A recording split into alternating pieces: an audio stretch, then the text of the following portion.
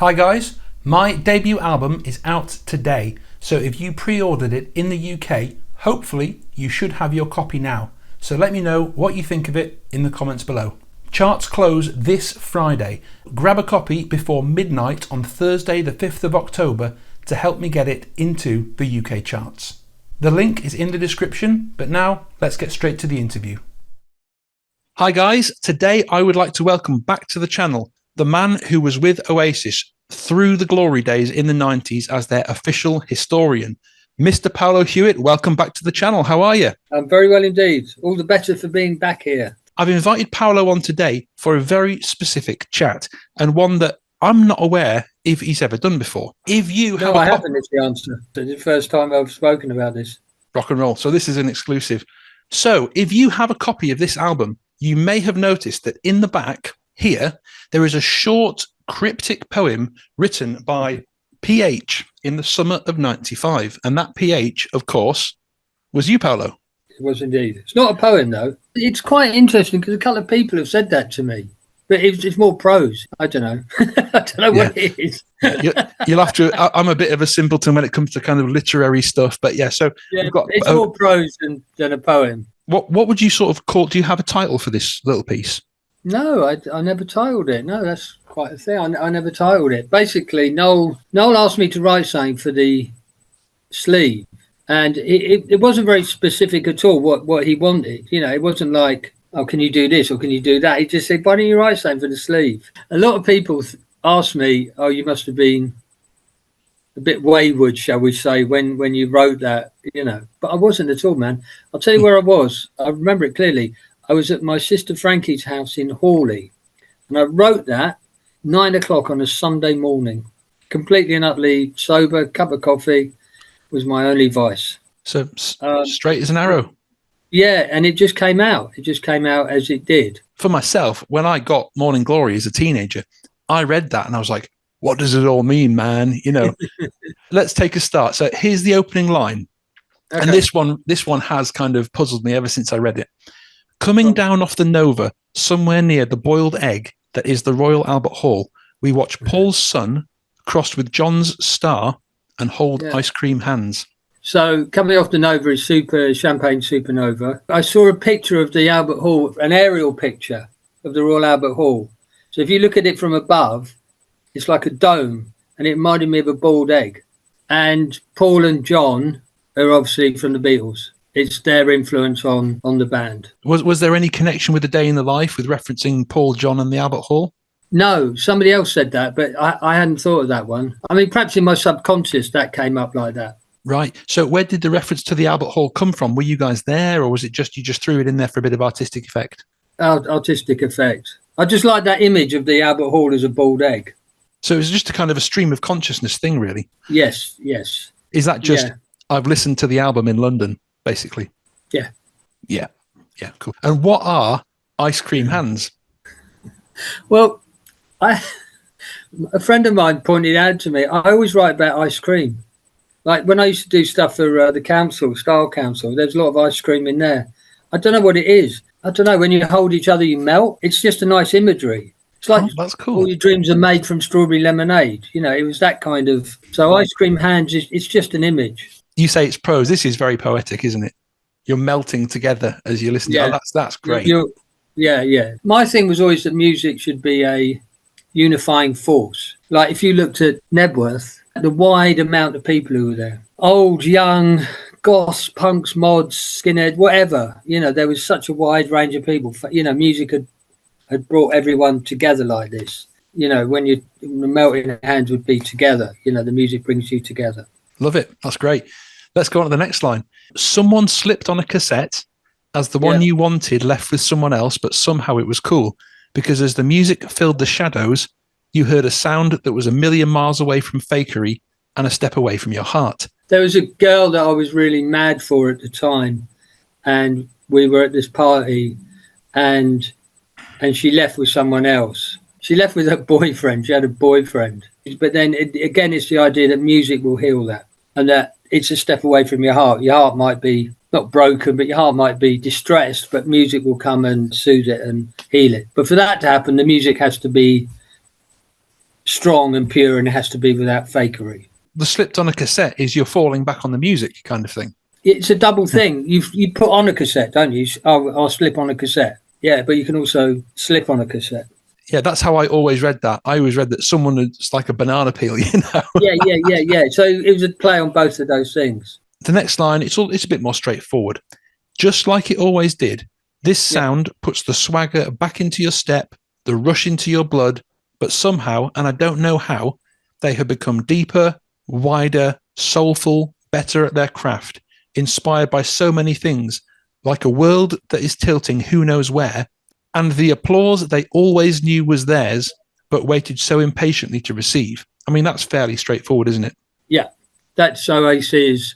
I mean, that second album was so different to the first one, but he still had that swagger about it. But the next little paragraph is probably my favourite. I don't think any one passage written about the Oasis movement in the 90s ever captured it quite so perfectly as this. Words cut you from all angles, backed up by a monumental sound that rises high, high, high to crash against your rocks and then changes majestically and magically to soothe the wounds inside. As you're dragged inside on this trip abandon, you hear a council estate singing its heart out. You hear the clink of loose change that's never enough to buy what you need, boredom and poverty, hours spent with a burnt-out guitar, dirty pubs and cracked-up pavements, violence and love, all rolled into one. And now all this. That is great. That is good, isn't it? I've just heard that. I've forgotten I've written that. That is really good. Wow. That is just a little paragraph that completely encapsulates what all of us, teenage scruff bags felt about that movement. Well, and now all this is. Do you know what that is? When was it? 65, 66. Lennon said the Beatles were bigger than Jesus, meaning that there's more people into the Beatles than going to church. Of course, the Americans went mad and burnt their records and books and all that stuff. And he had to do a press conference. You can see it on YouTube. And he's going, when I said that, I didn't mean it. I didn't. I wasn't saying that we're bigger than Jesus. I'm not saying that. I'm just saying, and you guys took it all the wrong way. And now it's all this. You see, he says, and we used to use it a lot. Like, you pick up phrases amongst your mates, and, something would happen. You go, oh, and now it's all this, So that's where that was from. As for the rest of that, I'll add that. Thank you. We've got there what seems like quite a clear reference to Noel's childhood. So, hours spent with a burnt-out guitar, dirty pubs and cracked-up pavements, violence and love. How much of that was based on Noel and how much of it was based on you? Yeah, it was based on Noel and Liam, sort of trying to get the band off and dirty pubs and guitars. And also, it's a thing that everybody goes through, isn't it? You come from a council estate, no one's got enough money. Getting High hadn't come out yet. No. So your sort of background knowledge of Noel and Liam's childhood that you kind of wrote in that paragraph, that hadn't come yet from the book interviews. That had just come from us hanging out and Noel. See, what happened was somebody had said to me that he'd had a bit of a childhood, but I wasn't going to tell him. I certainly wasn't going to tell him about mine. But then there was one time and we'd had a few drinks and he said something to me about, my dad, he was a... And then I said, well, I'm from a children's home as well. So we both had that in common, really, the kind of bad childhood, So I knew about it, and that was kind of referencing it there. It was sort of a closed off area in some ways. I mean, and then the dad showed up, didn't he, in Dublin, and all that kerfuffle. In Live Forever, I don't, I've got no interest in how your garden grows. That was him having to do the garden with his dad, so he hated that. And I think there's something in Don't Look Back in Anger as well. Stand up beside the fireplace. Yes, there you go. Yeah.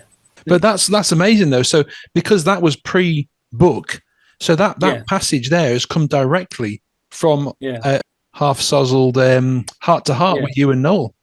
Yeah. The book begins with the mother under the tree, and then it ends with Noel hitting a chord when they were at Main Road, and the chord goes up in. This is the poetry thing. The chord goes up in the air and then goes across the Irish Sea and then comes down onto the mother.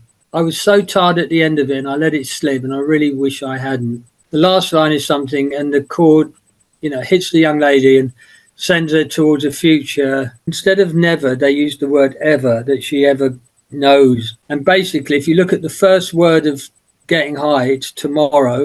And if you look at the last two words, it should have been never knows, but it's ever knows. Oh, right. And did the publishers screw that up?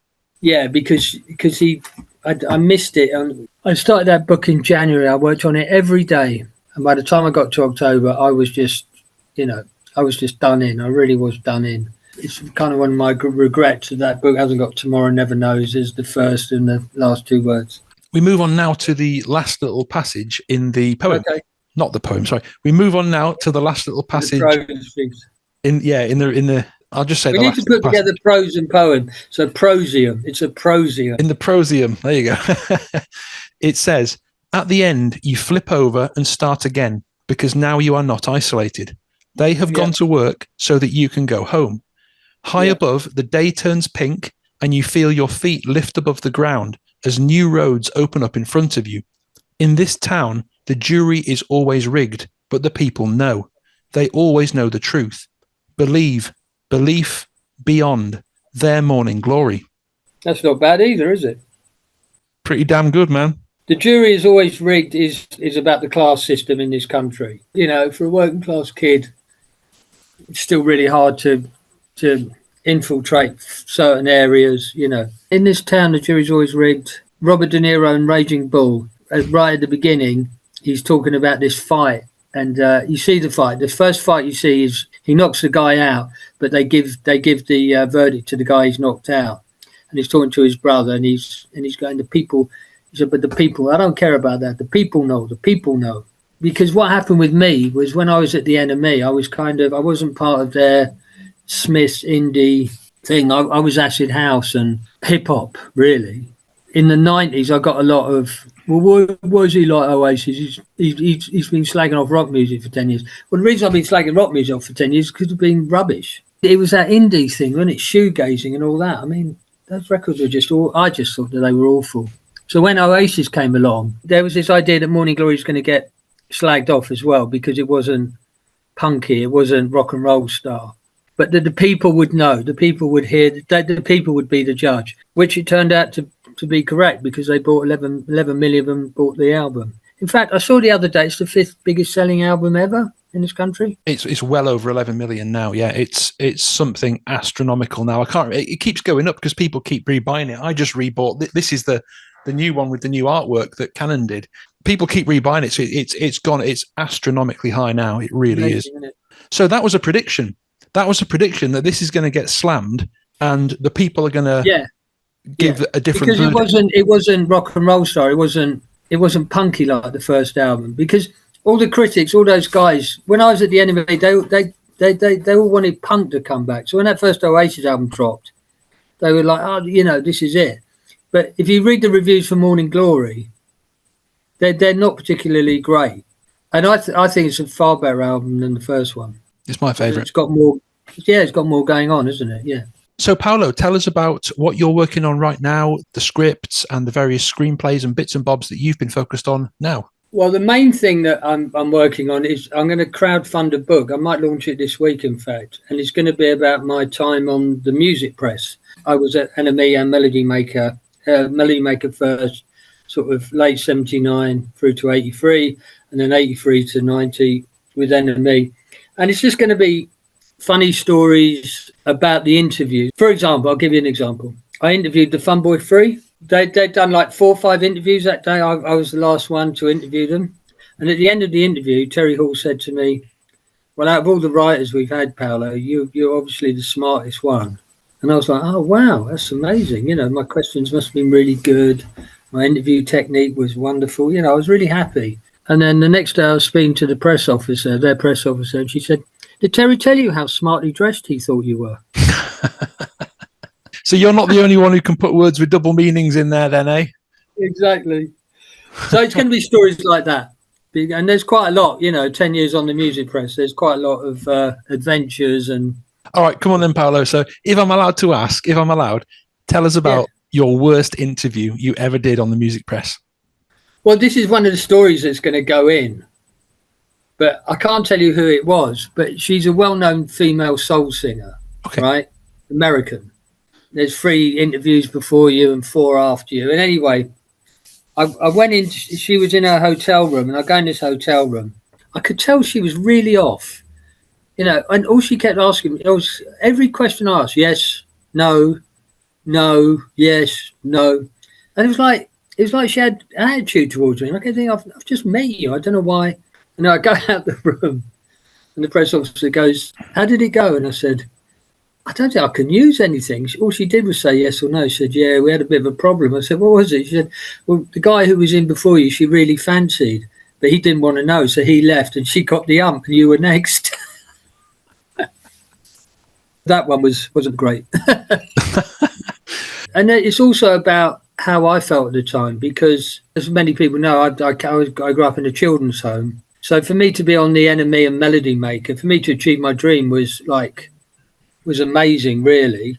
People talk these days about imposter syndrome, which is what I had. I had no faith in my writing, or I had no faith in my ability. So I kept thinking, oh, they give me a job because I was in a children's home. So it's about my development as a writer and all those kind of issues. So that's one strand. And then the other strand is going to France and interviewing Bruce Springsteen, or Stevie Wonder was another one, or the Marvin Gaye story is hilarious. And, a lot of them are just really funny, funny things that happen. So if anyone's interested in helping to crowdfund Paolo's new book, The Story of Behind the Scenes in the British Music Press, there is a link in the description. Well, mate, great to see you. Thank you for coming on, and I'll look forward to seeing how the book does.